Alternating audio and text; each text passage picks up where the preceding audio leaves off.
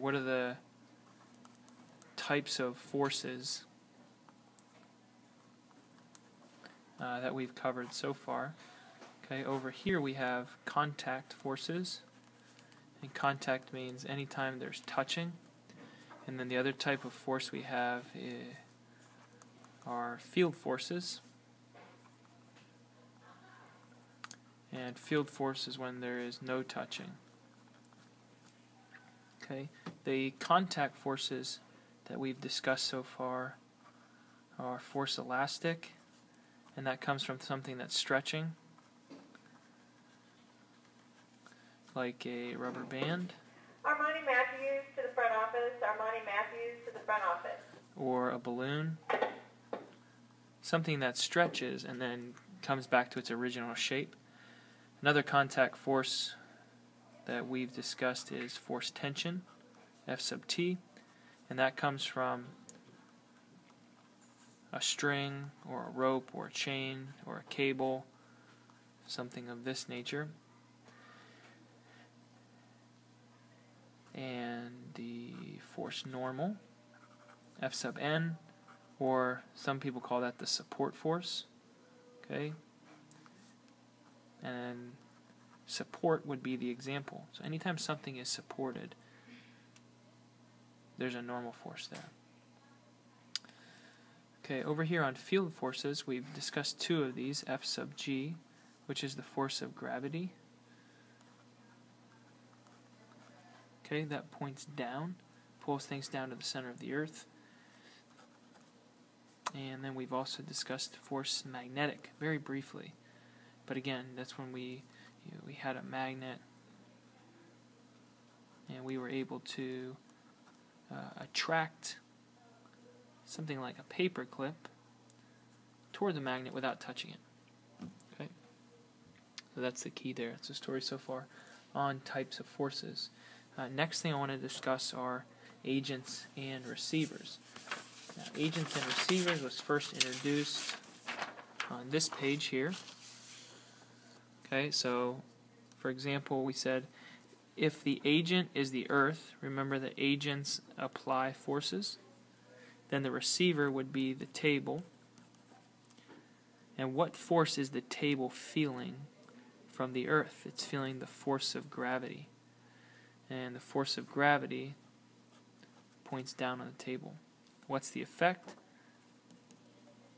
The table stays down. Okay? Now, while we're there, I'm not going to totally end the story there because we know that there's another force that the table feels. Okay? And it also feels, so it feels force sub G, but over here, I'm going to actually draw the force diagram and jump ahead a minute. It also feels the normal force, F sub N, and that keeps it in balance, giving it a net force of 0. So I've kind of taken us all the way to the end of what we studied so far. Okay, let's do one or two quick more. In this case, they're saying, okay, focus on the normal force.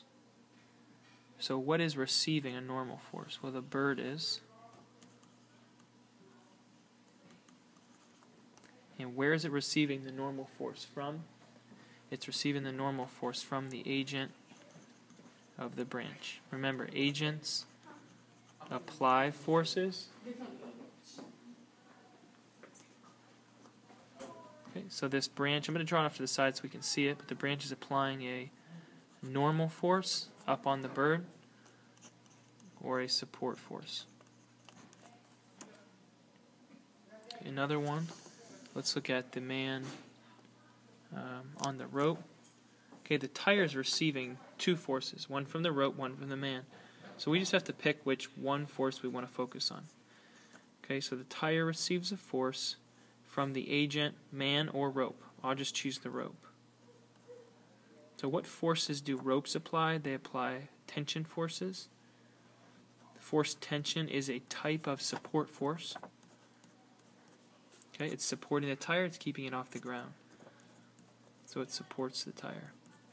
Okay, so that's a quick review on the force challenge. Okay, we had a number of other ones here on the back that we discussed. Okay, things like the force of hot air, on the balloon, on the bowler, things like the force of friction, the support force, the gravitational force, any of those you could have chosen. This is an important one here. The baseball, anytime an object is in midair, there's only one force on that ball, and that force is F sub g, force of gravity, and gravity's agent is always the Earth. There's one more object in free fall on this page. It's this athlete. Okay, the receiver is the girl, agent is the Earth, and the Earth applies the force of gravity down on the girl. She'll be attracted back to the Earth. Okay, this leads us into the more complete picture called force diagrams. Okay, first thing we always did was draw the forces that are acting on the object. So there's the force normal up and force gravity down. Take the forces off of the picture, draw them to the side. That's a force diagram. There's a force normal on the bird by the branch. There's the force of gravity on the bird by the Earth. Okay, let's take an object that's being supported by a wire. Okay, the light is feeling the force of gravity on the light by the Earth, and it's feeling a support force or a force tension on the light by the cable.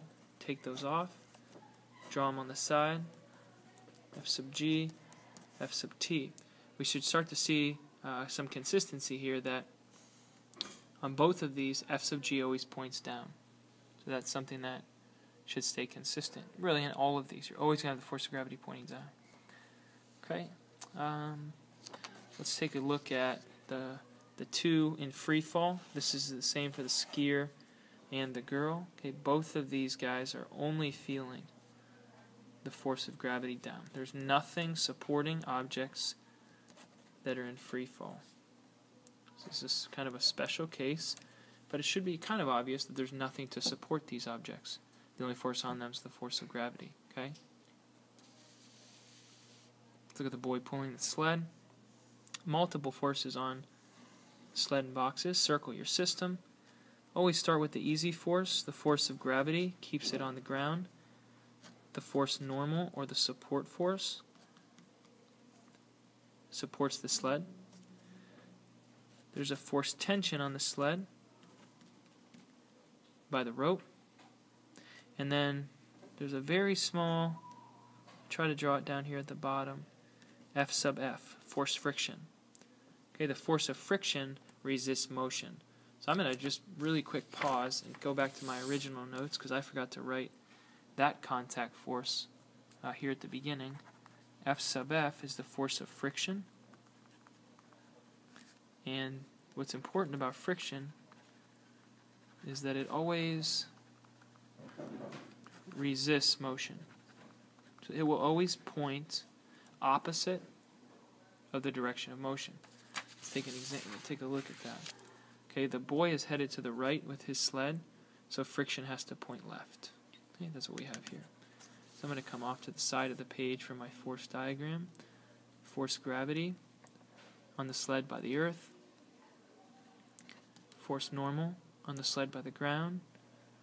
Force tension on the sled by the rope. And a very small force friction, because we're on snow, which is slippery, on the sled by the snow. I'm going to skip all the way to the man on the roof, because this is a special case where he is on an angle. So for sure, the force of gravity is down on the man. Force normal is always perpendicular. So I would star this one and really review that idea to the surface. So it creates a 90-degree angle. Now if this man were going to slide off of this roof, he would slide this way, down to the right. So the force friction is going to be opposite of that, F sub F. Okay, so the force diagram would be normal, up to the right, force gravity straight down, and force friction resisting the sliding motion.